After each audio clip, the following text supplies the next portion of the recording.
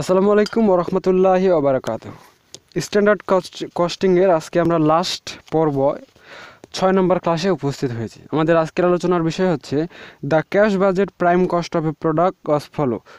এখানে একটা প্রোডাক্টের কিছু তথ্য দিছে, এখানে র মেটেরিয়ালস অনেকগুলো ইনফরমেশন দিছে, এর পরবর্তীতে এখানে আবার দিছে অ্যাকচুয়াল কস্ট। তো আমাদের অঙ্কের মধ্যে বলছে 100 unit of product were manufacture during the month, calculate the variance. যখনই আমাদের অঙ্কের মধ্যে ক্যালকুলেট দ্য ভেরিয়েন্স বের করতে বলবে তখন আমরা কি বের করব? Material cost variance, material price variance, material use variance. এবং এখানে শুধুমাত্র কি বলছে? Calculate the variance. তাহলে এখানে ম্যাটেরিয়াল ভেরিয়েন্স নাকি লেবার ভেরিয়েন্স সেটা কিন্তু আবার বলেনি। তো অঙ্কের মধ্যে কিন্তু আবার আমাদের লেবারেরও ইনফরমেশন দেওয়া আছে। তার মানে আমরা এখানে labour cost variance, labour rate variance, labour efficiency ভেরিয়েন্সও বের করব, যেহেতু শুধুমাত্র আমাদের কি বলা হয়েছে?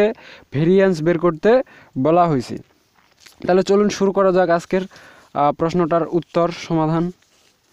তো প্রথমে আমরা ক্লাস নাম্বার 6 লিখি। তো আজকের ক্লাসটা আপনাদের খুব প্রবলেম হবে না, কারণ ইতিমধ্যে আমরা যে ক্লাসটা নিয়েছিলাম ক্লাস নাম্বার 5 সেটার একদম হুবহু ডুপ্লিকেট কপি হচ্ছে প্রবলেম নাম্বার 6।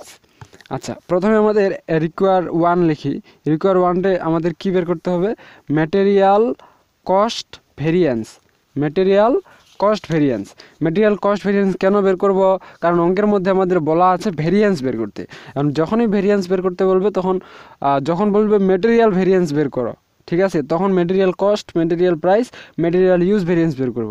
আর যদি বলে যে শুধু ম্যাটেরিয়ালস বের করো এবং অঙ্কের মধ্যে যদি লেবারের হিসাব দেওয়া থাকে তাহলে ম্যাটেরিয়ালেরও হিসাব করতে হবে, আবার লেবারেরও হিসাব করতে হবে। তো প্রথমে ম্যাটেরিয়াল কস্ট ভেরিয়েন্সের সূত্র হচ্ছে standard quantity into standard price minus actual quantity into actual price, ঠিক আছে।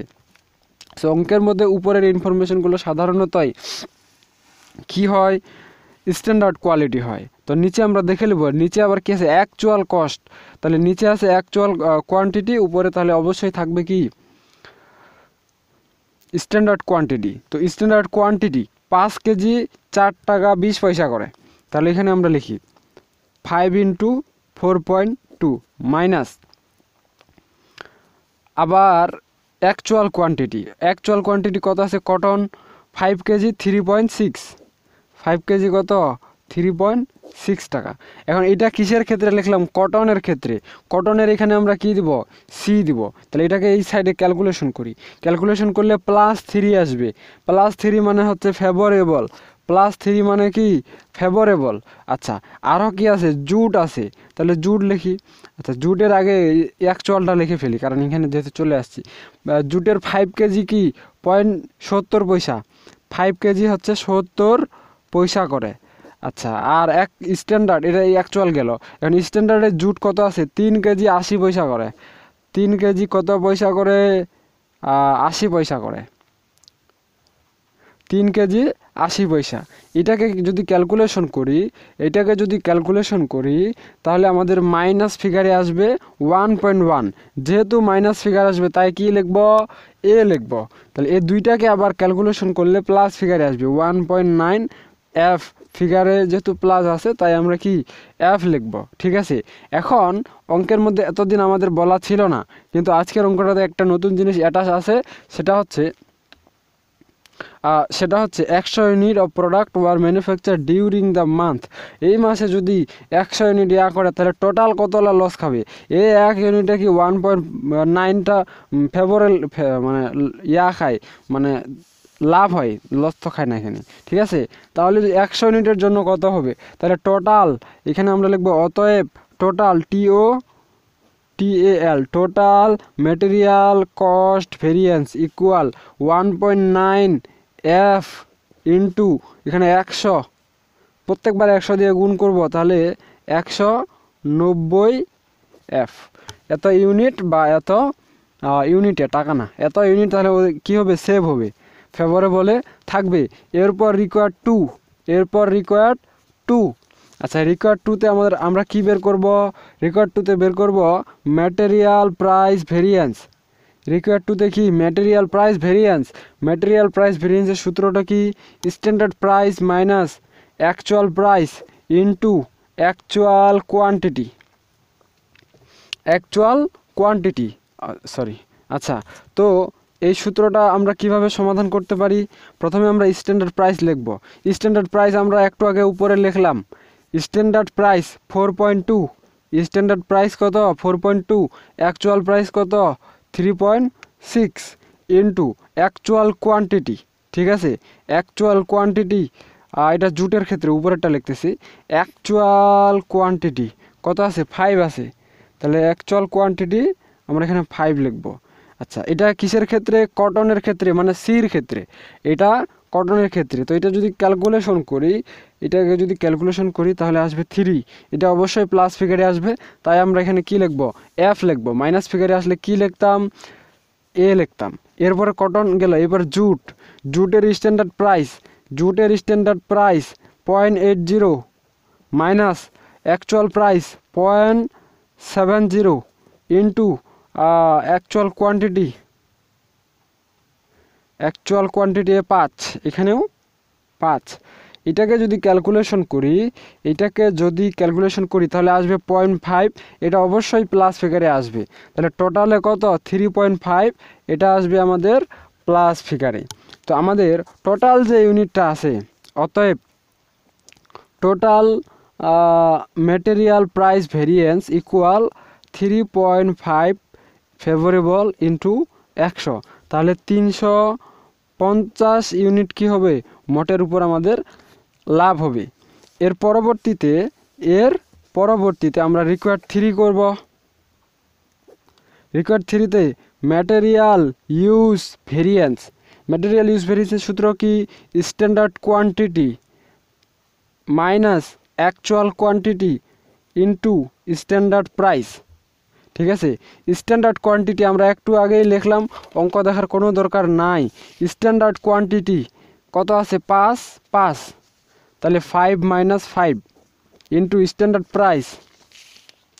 প্রথমে লিখছিলাম কত 4.2, এটা ক্যালকুলেশন করলে 0 আসবে, কারণ এটা সির ক্ষেত্রে, কারণ 5 থেকে 5 গেলে 0, 0 সাথে যতই যোগ বিয়োগ করা হোক এটা 0 আসবে।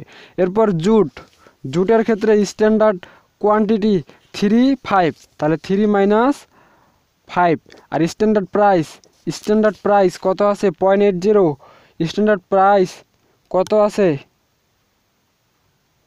0.80। তো এইটাকে যদি আপনারা ক্যালকুলেশন করেন তাহলে 1.6, এবং এটা আসবে কি মাইনাস ফিগারে, তাহলে টোটালে আমাদের 1.6 কি আসবে? মাইনাস ফিগারে। এখন আমরা কি করব? টোটাল ম্যাটেরিয়াল ইউজ ভেরিয়েন্স, ঠিক আছে। তাহলে 1.6 এ ইন্টু 100, সবার সাথে 100 গুণ দিয়ে দিব, তাহলে 160টা এখানে ধরা খাবো আমরা। আচ্ছা, ম্যাটেরিয়ালের হিসাব শেষ। যেহেতু আমাদের আরও লেবারের ইনফরমেশন দেওয়া আছে, তাহলে আমরা এখানে লেবারের যে ইয়াটা আছে এটা করে ফেলি। আচ্ছা, তো লেবারের ক্ষেত্রে আমরা কি সূত্র দিব? আমরা নতুন পেজ নিই। লেবারের ক্ষেত্রে আমরা 3টা জিনিস দিব, যেই 3টা জিনিস আমরা ম্যাটেরিয়ালসের ক্ষেত্রে দিলাম। তো এটা 4 লিখি, আগে 3 পর্যন্ত লিখি, তাই না?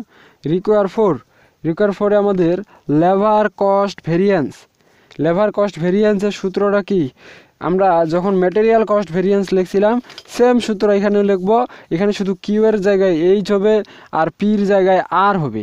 ঠিক আছে, তাহলে সূত্রটা আসবে এস স্ট্যান্ডার্ড কোয়ান্টিটির জায়গায় স্ট্যান্ডার্ড আওয়ার ইন্টু স্ট্যান্ডার্ড প্রাইসের জায়গায় স্ট্যান্ডার্ড রেট মাইনাস অ্যাকচুয়াল কোয়ান্টিটির জায়গায় অ্যাকচুয়াল আওয়ার ইন্টু অ্যাকচুয়াল প্রাইসের জায়গায় অ্যাকচুয়াল রেট আসবে। এতটুকুই তফাৎ। স্ট্যান্ডার্ড আওয়ার আমাদের অঙ্কের মধ্যে দেওয়া আছে। স্ট্যান্ডার্ড আওয়ার কিসের ক্ষেত্রে?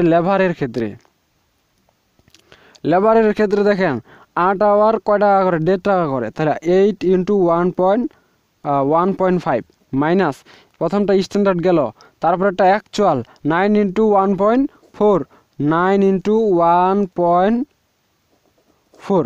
এই দুইটাকে যদি আমরা ক্যালকুলেশন করি তাহলে 0.6 আসবে, অবশ্যই এটা মাইনাস ফিগারে আসবে, তাই আমরা এ লিখে দিছি। ঠিক আছে, এর পরবর্তীতে আমরা লিখব টোটাল লেবার কস্ট ভেরিয়েন্স।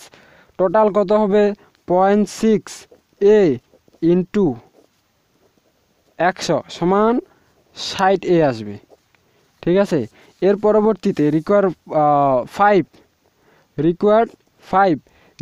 এর মধ্যে কি লেবার রেট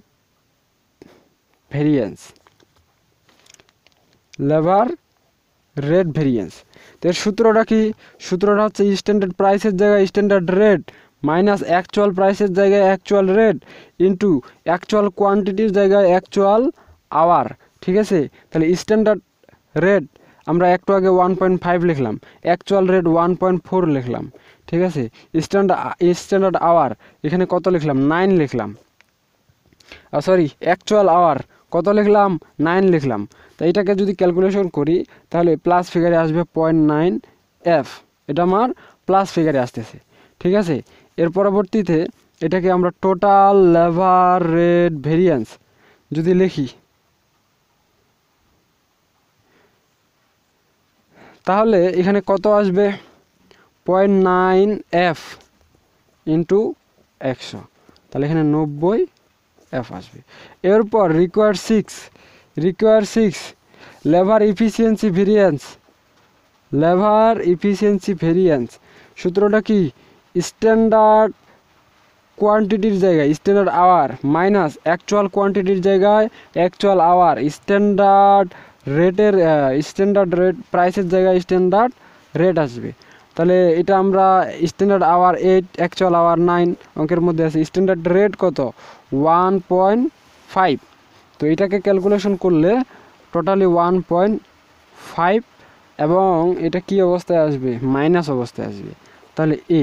ঠিক আছে, অতএব টোটাল LEV ইকুয়াল 1.5 এ ইন্টু 100, তো এটা 150 এ হয়ে যাবে। আপনারা চাইলে চেক করেও নিতে পারেন, চেক করতে পারবেন, সমস্যা নেই। চেক করবেন কত 4 = 5 যোগ 6, এখানে 1 = 2 যোগ 3। ঠিক আছে, তো চেকটা আপনারা করে নিন, কোনো সমস্যা নেই। আর চেক যেহেতু করতে বলেনি, তো এই অঙ্কের মধ্যে আমরা চেক করে দেখালাম না। তো আজকে পর্যন্তই স্ট্যান্ডার্ড কস্টিংয়ের চ্যাপ্টারটা আজকে থেকে শেষ হয়ে গেল। এবং আজকে থেকে আপনারা যারা পঞ্চম ব্যাচে আছেন আর যারা চতুর্থ ব্যাচে আছে, পঞ্চম ব্যাচের জন্য কালকে থেকে নতুন ব্যাচ শুরু হবে, আর চতুর্থ ব্যাচের আজকে থেকে পুরো বইটাই শেষ হয়ে গেল। তো সকলেই সুস্থ থাকুন, ভালো থাকুন, রিভাইজ করতে থাকুন। আপনাদের জন্য আবার 3 আওয়ার টুল কিট দেওয়া হবে। তো সকলের সুস্বাস্থ্য কামনা করে আজকে পর্যন্তই, খুদা হাফিজ।